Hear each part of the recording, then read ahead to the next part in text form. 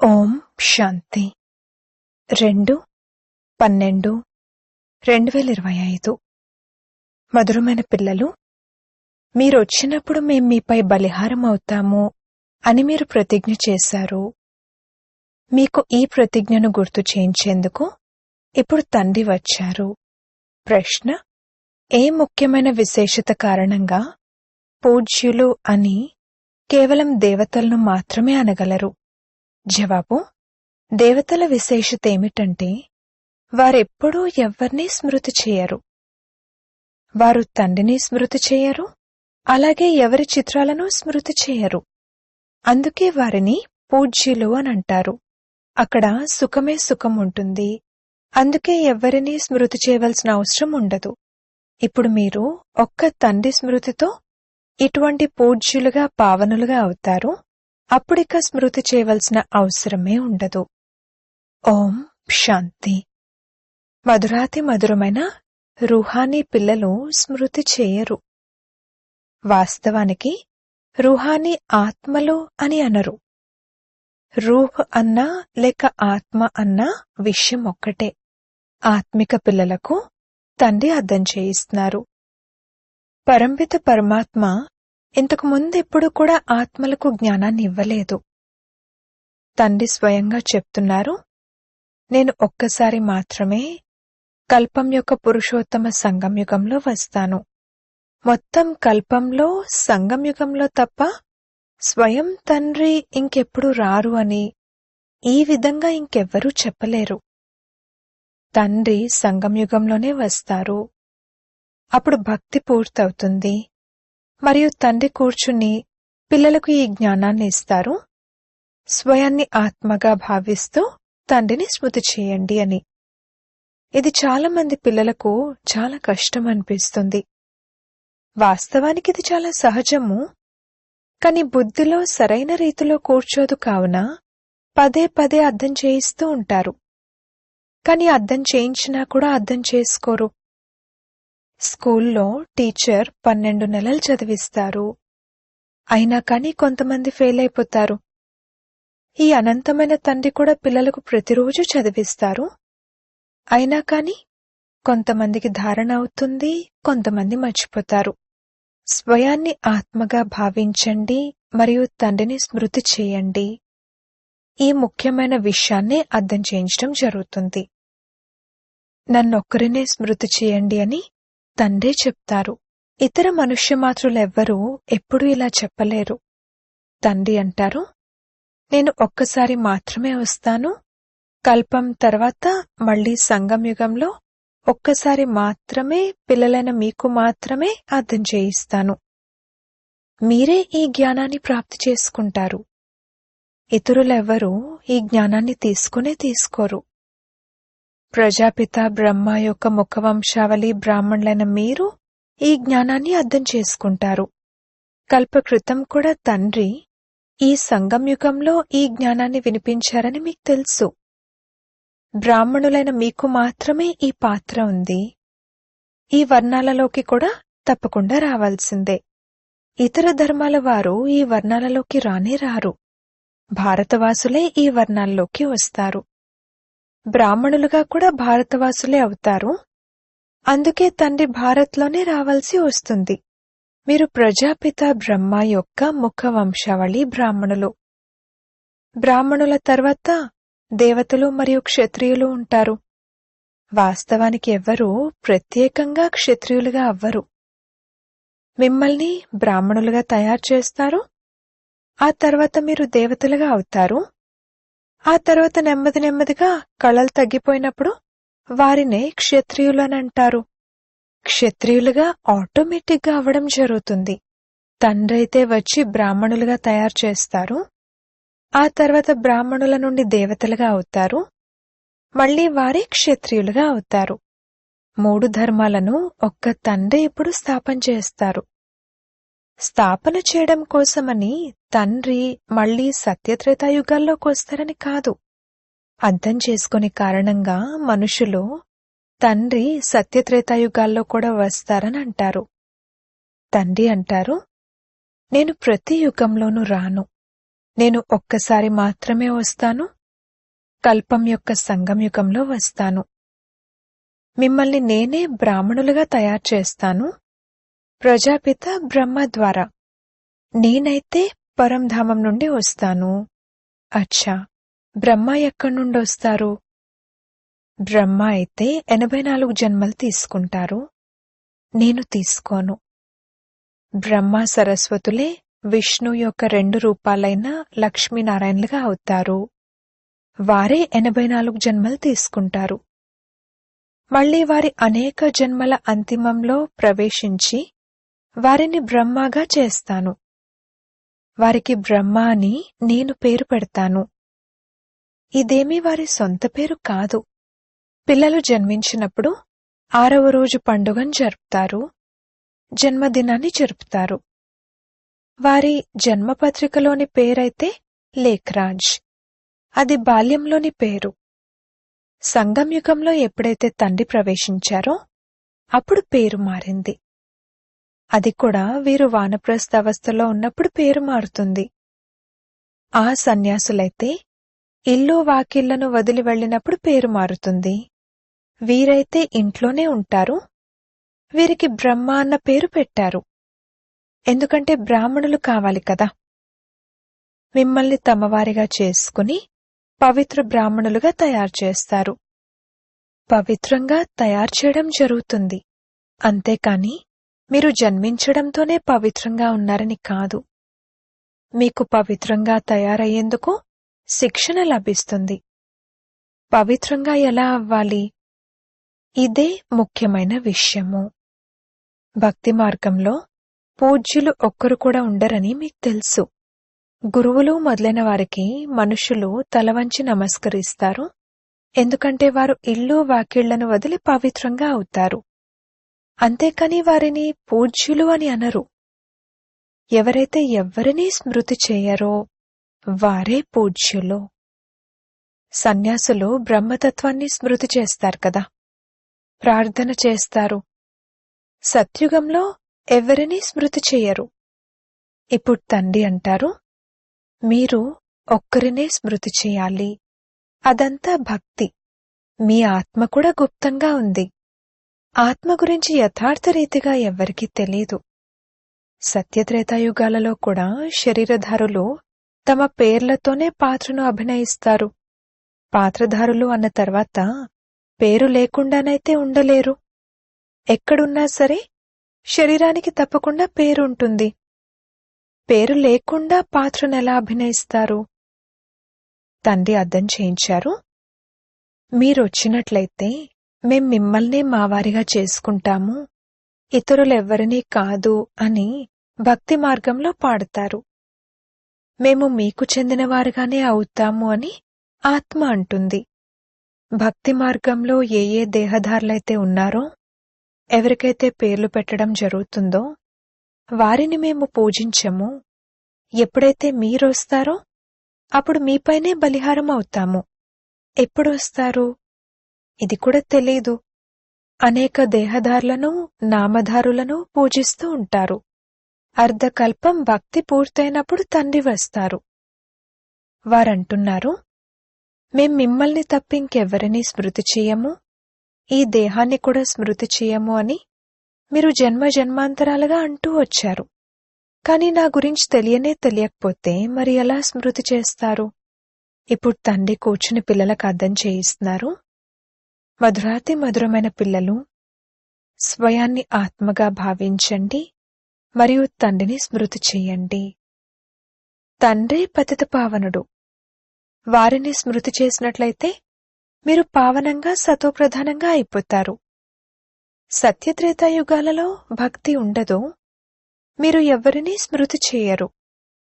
తండ్రిని స్మృతి చేయరు, అలాగే చిత్రాలను స్మృతి చేయరు. అక్కడైతే సుఖమే సుఖం ఉంటుంది. తండ్రి అర్థం చేయించారు, ఎంతగా మీరు సమీపంగా వస్తూ ఉంటారో అంతగా కర్మాతీత అవస్థ తయారవుతూ ఉంటుంది. సత్యుగంలో కొత్త ప్రపంచంలో, కొత్త ఇంట్లో సంతోషం కూడా చాలా ఉంటుంది. ఆ తర్వాత 25% పాతదిగా అయినప్పుడు స్వర్గాన్నే మర్చిపోయినట్లవుతుంది. తండ్రి అంటారు, మీ వారిగానే అవుతాము, మీ నుండే వింటాము అని మీరు పాడేవారు. తప్పకుండా మీరు పరమాత్మతోనే ఇలా అనేవారు కదా. ఆత్మ తన తండ్రి అయిన పరమాత్మతో ఇలా అంటుంది. ఆత్మ సూక్ష్మమైన బిందువు. దానిని చూడటానికి దివ్య దృష్టి కావాలి. ఆత్మపై ధ్యానం చేయలేరు. ఆత్మనైన నేను ఇంత చిన్న బిందువును అని ఈ విధంగా భావిస్తూ స్మృతి చేయడం అనేది శ్రమతో కూడుకున్నది. ఆత్మ సాక్షాత్కారం కోసం ప్రయత్నించరు, పరమాత్మ కోసం ప్రయత్నిస్తారు. వారు 1000 సూర్యుల కన్నా తేజోమయుడు అని వారి గురించి విన్నారు. ఎవరికైనా సాక్షాత్కారం అయితే వారు చాలా తేజోమయంగా ఉన్నారని అంటారు. ఎందుకంటే అదే విని ఉన్నారు. ఎవరికైతే నవవిధ భక్తి చేస్తారో సాక్షాత్కారం కూడా వారిదే చూస్తారు. లేకపోతే విశ్వాసమే కూర్చోదు. తండ్రి అంటారు, ఆత్మనే చూడకపోతే ఇక పరమాత్మనెలా చూస్తారు? ఆత్మనసలెలా చూడగలరు? మిగిలిన వారందరికీ అయితే శారీరక చిత్రాలున్నాయి, పేర్లున్నాయి. కాని ఆత్మ ఒక బిందువు, చాలా చిన్ననిది. దానినెలా చూడగలరు? చాలా ప్రయత్నిస్తారు కాని ఈ కళ్లతో చూడలేరు. ఆత్మకు జ్ఞానం యొక్క అవ్యక్త నేత్రాలు లభిస్తాయి. ఆత్మలమైన మనము ఎంత చిన్నగా ఉంటాము అనేది ఇప్పుడు మీకు తెలుసు. ఆత్మనైన నాలో 84 జన్మల పాత్ర నిండి ఉంది. దానిని నేను రిపీట్ చేయాలి. శ్రేష్టంగా తయారు చేసేందుకని తండ్రి శ్రీమతం లభిస్తుంది. కావున దానిపై నడవాలి. మీరు దైవీ గుణాలను ధారణ చేయాలి. అన్నపానాదులు కూడా రాయల్గా ఉండాలి. నడవడిక చాలా రాయల్గా ఉండాలి. మీరు దేవతలుగా అవుతారు. దేవతలు స్వయం పూజ్యులు. వారెప్పుడూ ఎవరి పూజనూ చెయ్యరు. వారు డబల్ కిరీటధారులు కదా. వారెప్పుడూ ఎవరినీ పూజించరు. కావున వారు పూజ్యులు కదా. సత్యుగంలో ఎవరినీ పూజించే అవసరమే ఉండదు. కాని ఒకరికొకరు గౌరవాన్ని తప్పకుండా ఇచ్చుకుంటారు. ఈ విధంగా నమస్కరించడాన్ని గౌరవమని అంటారు. అలాగని మనసులో వారిని స్మృతి చేయాలని కాదు. గౌరవమైతే ఇవ్వాల్సిందే. ఉదాహరణకు ప్రెసిడెంట్ ఉన్నారు. అందరూ వారిని గౌరవిస్తారు. వీరు పెద్ద పదవి కలవారు అని తెలుసు. వారికి నమస్కరించవలసిన అవసరం లేదు. తండ్రి అర్థం చేయిస్తున్నారు, ఈ జ్ఞాన మార్గం పూర్తిగా వేరు. ఇందులో కేవలం స్వయాన్ని ఆత్మగా భావించాలి. దీన్ని మీరు మర్చిపోయారు. శరీరం యొక్క పేర్లు తలుచుకుంటూ వచ్చారు. పనులైతే తప్పకుండా పేర్లతోనే చేయాలి. పేరు లేకుండా ఎవరినైనా ఎలా పిలుస్తారు? మీరు శరీరధారులై పాత్రను అభినయిస్తున్నారు కాని బుద్ధితో శివబాబాను స్మృతి చేయాలి. శ్రీకృష్ణుని భక్తులు తాము శ్రీకృష్ణుణ్ణే స్మృతి చేయాలని భావిస్తారు. ఎక్కడ చూసినా కృష్ణుడే కృష్ణుడు, నేను కృష్ణుడినే, నీవు కృష్ణుడివే అని అంటారు. అరే, నీ పేరు వేరు, అతని పేరు వేరు. అందరూ కృష్ణులే కృష్ణులుగా ఎలా అవ్వగలరు? అందరికీ కృష్ణుడు అన్న పేరుండదు. ఏది అనిపిస్తే అది అంటూ ఉంటారు. ఇప్పుడు తండ్రి చెప్తున్నారు, భక్తి మార్గపు చిత్రాలు మొదలైన వాటన్నింటినీ మరచి ఒక్క తండ్రినే స్మృతి చేయండి. చిత్రాలనైతే మీరు పతిత పావన అని అనరు. హనుమంతుడు మొదలైన వారు పతిత పావనులు కారు. అనేక చిత్రాలున్నాయి. ఎవ్వరూ పతిత పావనులు కారు.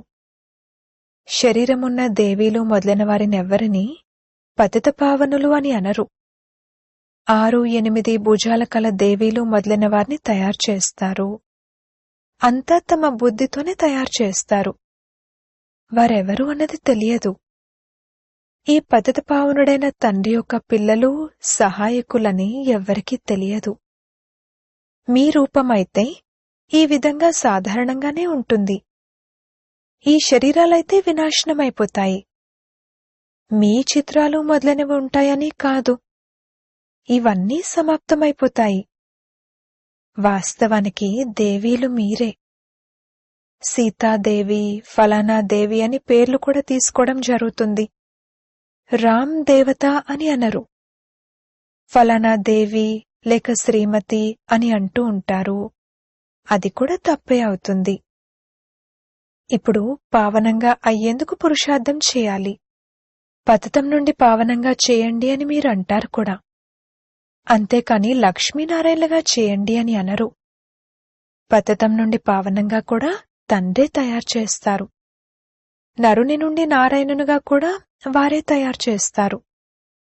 వారు పతిత పావన అని నిరాకారుణ్ణి అంటారు. సత్యనారాయణుని కథను వినిపించేవారిని వేరే చూపించారు. బాబా, మీరు సత్యనారాయణ కథను వినిపించి అమరులుగా చెయ్యండి, నరుని నుండి నారాయణునిగా తయారు చేయండి అనైతే అనరు. కేవలం మీరొచ్చి పావనంగా చెయ్యండి అని మాత్రమే అంటారు. బాబాయే సత్యనారాయణుని కథను వినిపించి పావనంగా తయారు చేస్తారు. మీరు మళ్ళీ ఇతరులకు సత్య కథను వినిపిస్తారు. దీనిని ఇంకెవ్వరూ తెలుసుకోలేరు. మీరు మాత్రమే తెలుసుకుంటారు. మీ ఇంట్లో మిత్ర సంబంధికులు, సోదరులు మొదలైన వారున్నా కాని వారు కూడా అర్థం చేసుకోరు. అచ్చా, మధురాతి మధురమైన సిక్కిలదే పిల్లలకు మాతా పిత బాప్దాదాల ప్రియ స్మృతులు మరియు గుడ్ మార్నింగ్. ఆత్మిక పిల్లలకు ఆత్మిక తండ్రి నమస్తే. ధారణ కొరకు ముఖ్య సారము. మొదటి పాయింట్, స్వయాన్ని శ్రేష్టంగా తయారు చేసుకునేందుకు తండ్రి యొక్క శ్రీమతం ఏదైతే లభిస్తుందో దానిపై నడవాలి. దైవీ గుణాలను ధారణ చేయాలి. అన్నపానాదులు, నడవడిక అన్నీ రాయల్గా ఉంచుకోవాలి. రెండవ పాయింట్, ఒకరినొకరు స్మృతి చేయకూడదు కాని గౌరవాన్ని తప్పకుండా ఇవ్వాలి. పావనంగా అయ్యే పురుషార్థాన్ని చేయాలి మరియు చేయించాలి. వరదానము. నీరస వాతావరణంలో సంతోషపు మెరుపును అనుభవం చేయించే ఎవర్ హ్యాపీ భవ. ఎవర్ హ్యాపీగా అనగా సదా సంతోషంగా ఉండే వరదానం ఏ పిల్లలకైతే ప్రాప్తించిందో వారు దుఃఖపు అలను ఉత్పన్నం చేసే వాతావరణంలో, నీరస వాతావరణంలో, అప్రాప్తిని అనుభవం చేయించే వాతావరణంలో సదా సంతోషంగా ఉంటారు మరియు తమ సంతోషపు మెరుపుతో దుఃఖం మరియు ఉదాసీనతతో కూడిన వాతావరణాన్ని ఏ విధంగా పరివర్తన చేస్తారంటే సూర్యుడు అంధకారాన్ని పరివర్తన చేసినట్లుగా చేస్తారు. అంధకారం మధ్యన ప్రకాశాన్ని తీసుకురావడం, అశాంతిలో శాంతిని తీసుకురావడం, నీరస వాతావరణంలో సంతోషపు మెరుపును తీసుకురావడం, దీనినే ఎవర్ హ్యాపీ అని అంటారు. వర్తమాన సమయంలో ఈ సేవ యొక్క అవసరమే ఉంది. స్లోగన్. అశరీరి ఎవరంటే ఎవరినైతే శరీరం యొక్క ఏ ఆకర్షణ తన వైపుకు ఆకర్షించదో వారు. అవ్యక్త ప్రేరణలు. ఇప్పుడు సంపన్నంగా మరియు కర్మాతీతంగా అవ్వాలి అనే ధ్యాసలోనే ఉండండి. కర్మాతీతం అంటే కర్మల నుండి అతీతమైపోవటం అని అర్థం కాదు. కర్మ నుండి అతీతం అవ్వటం కాదు, కర్మ యొక్క బంధనంలో చిక్కుకోవటం నుండి అతీతం అవ్వటం. దీనినే కర్మాతీతమని అంటారు. కర్మయోగ స్థితి కర్మాతీత స్థితిని అనుభవం చేయిస్తుంది. ఈ కర్మయోగ స్థితి అతి ప్రియమైన మరియు అతీతమైన స్థితి. ఈ స్థితి ద్వారా ఎంత పెద్ద కార్యమైనా, శ్రమతో కూడిన కార్యమైనా కాని అది ఎలా అనిపిస్తుందంటే పని చేయటం లేదు కాని ఆడుకుంటున్నాము అన్నట్లు ఉంటుంది. ఓం శాంతి.